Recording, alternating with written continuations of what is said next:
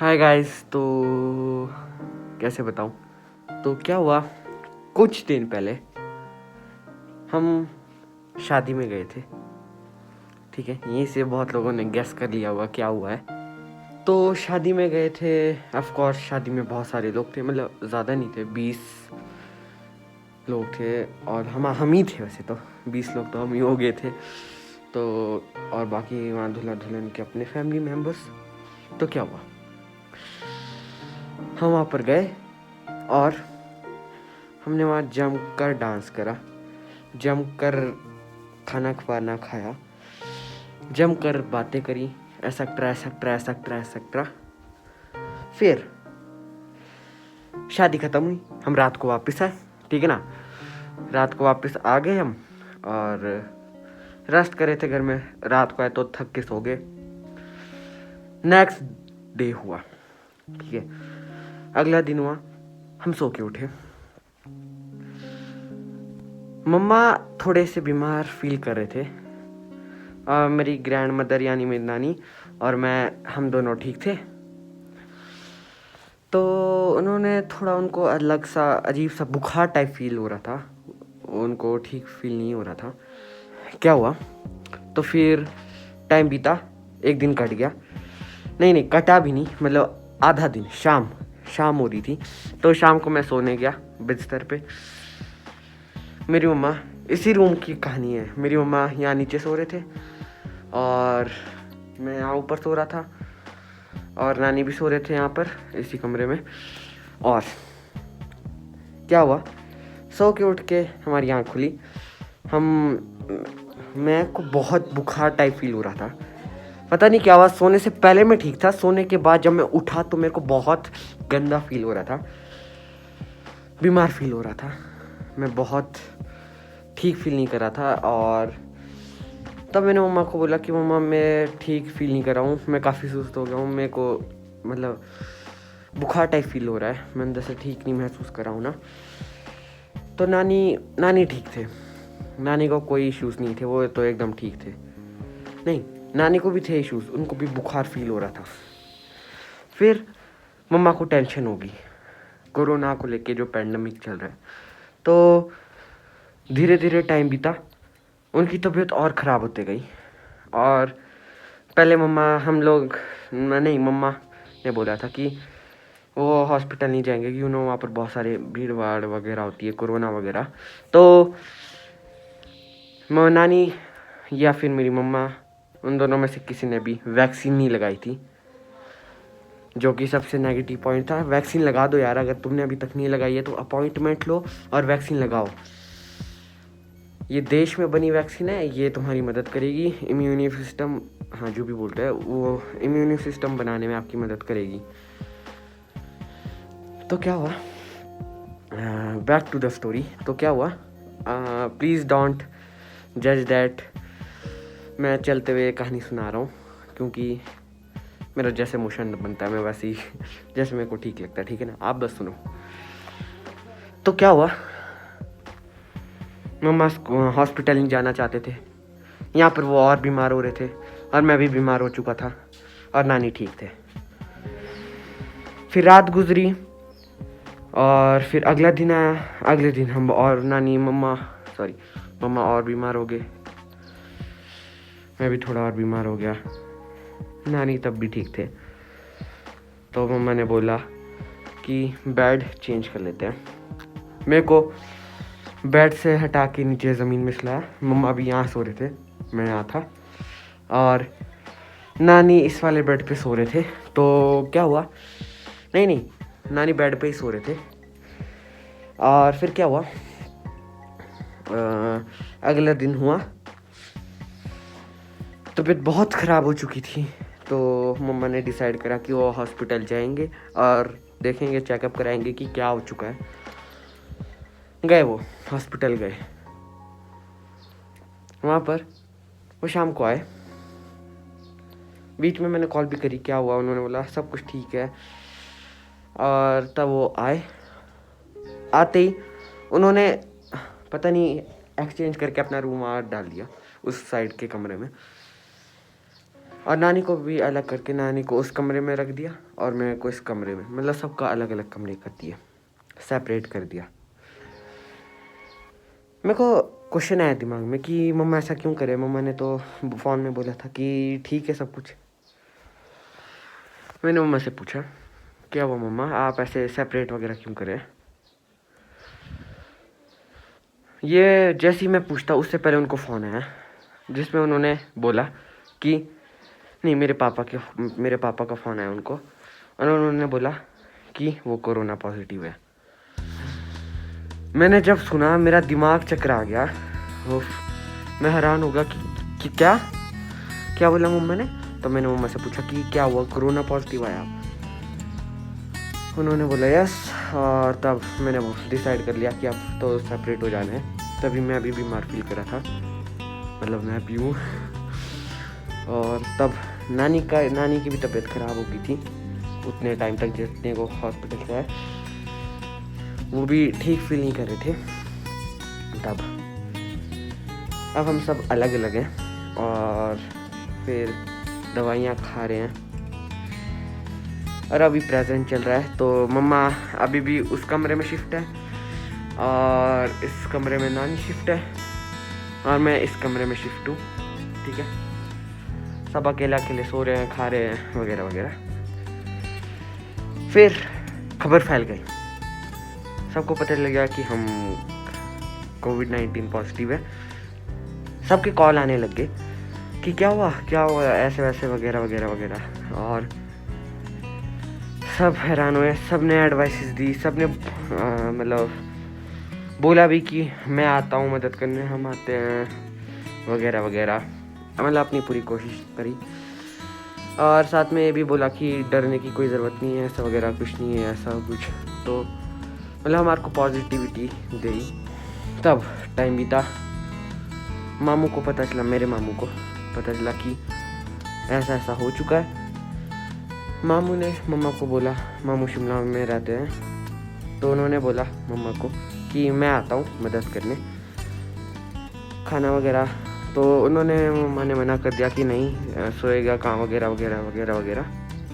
उन्होंने मना कर दिया, बहुत स्ट्रिक्ट मना करा कि प्लीज़ नहीं आना है, नहीं बिल्कुल भी नहीं, क्योंकि यहाँ कोरोना है। तो टाइम बीता, हम सब और बीमार हो गए। फिर कुछ ऐसा हुआ कि नानी नीचे ज़मीन पे सोते थे उस वाले कमरे में, तो फिर उनको नीचे ठंड लगने लगी तो उनको ऊपर बेड पे शिफ्ट कर दिया उस कमरे के। फिर कल या परसों की बात है, तो क्या हुआ, मैं चल रहा था अपने कमरे में, क्योंकि बाहर वगैरह जा नहीं सकते और मास्क भी घर के अंदर पहना हुआ है, मैंने पहनना पड़ता है। तो मैं यहाँ चल रहा था ऐसे ऐसे वगैरह वगैरह, सोच रहा था कुछ, और तभी मेरी ध्यान इस खिड़की से बाहर पड़ा। बहुत दिनों से यहाँ बारिश हो रही है, आज ही मौसम साफ़ हुआ है, बहुत अच्छी बात है।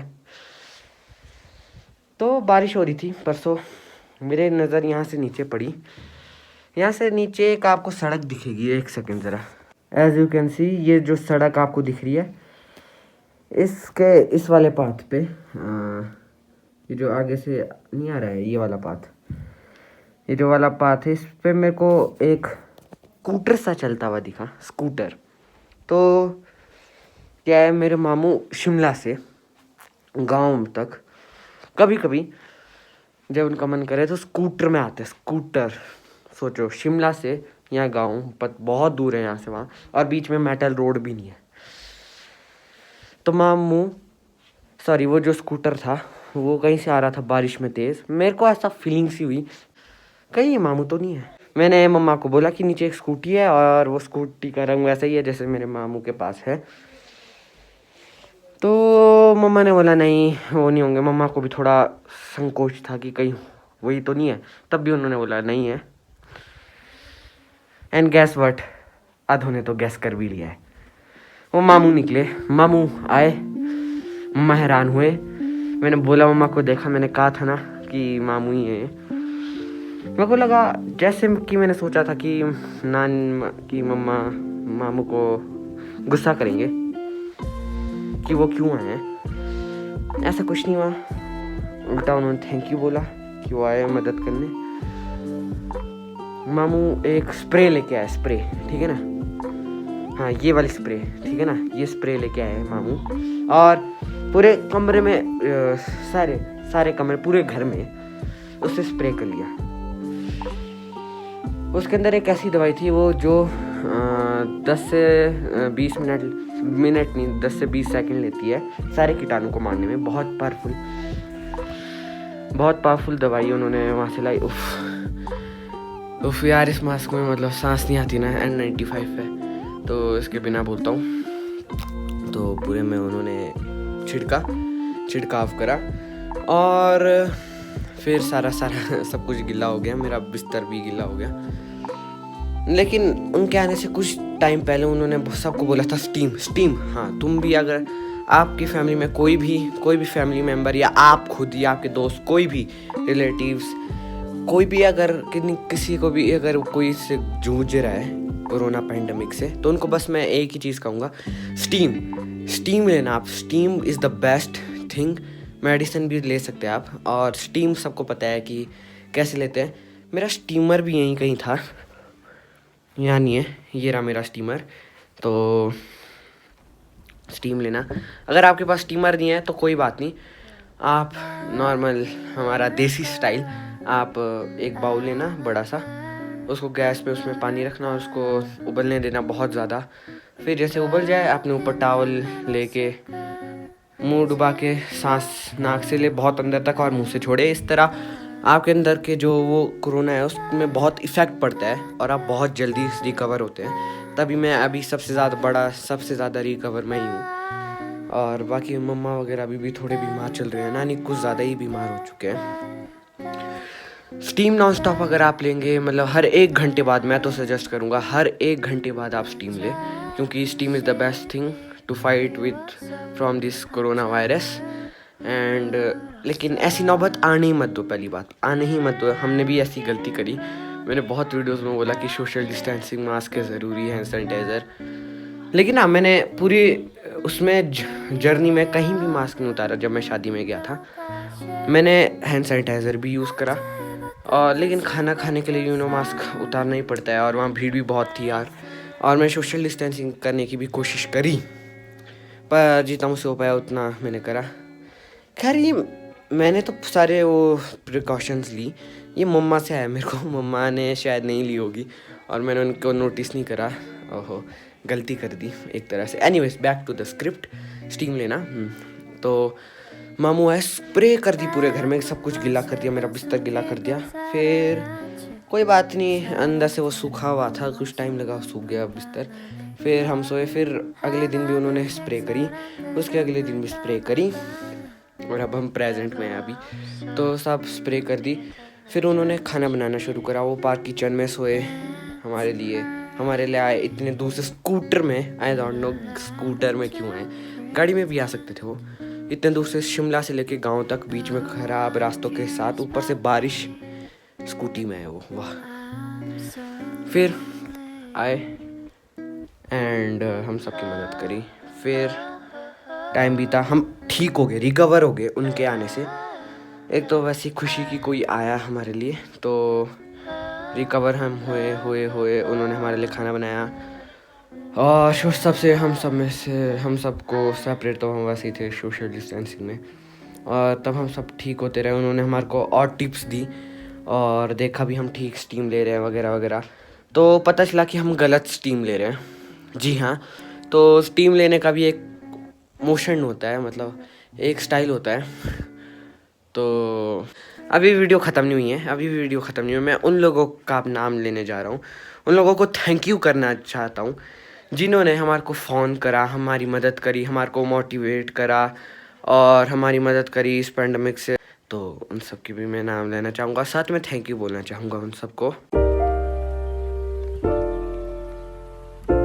तो थैंक यू अक्षा के पापा, भाभी जी, आगे वाले नानू, आगे वाली नानी, इतू मासी, दादू, दादी, बुई, पापा, Daya ma'am, Meera ma'am, computer ma'am, ओजी, मामी, चंडीगढ़ वाले नानू, चंडीगढ़ वाली नानी, रंजन मामू, रविंदर मामू, गुगू दीदी, मानव भैया, गुगू दीदी के पापा मम्मी, और स्पेशल थैंक्स टू मेरे मामू को, जिन्होंने अपनी ड्यूटी से टाइम निकाल कर हमारे यहाँ पर आए गांव में, वो भी स्कूटर में इतने दूर से बारिश के मौसम में, ताकि वो हमारी टेक केयर कर सके।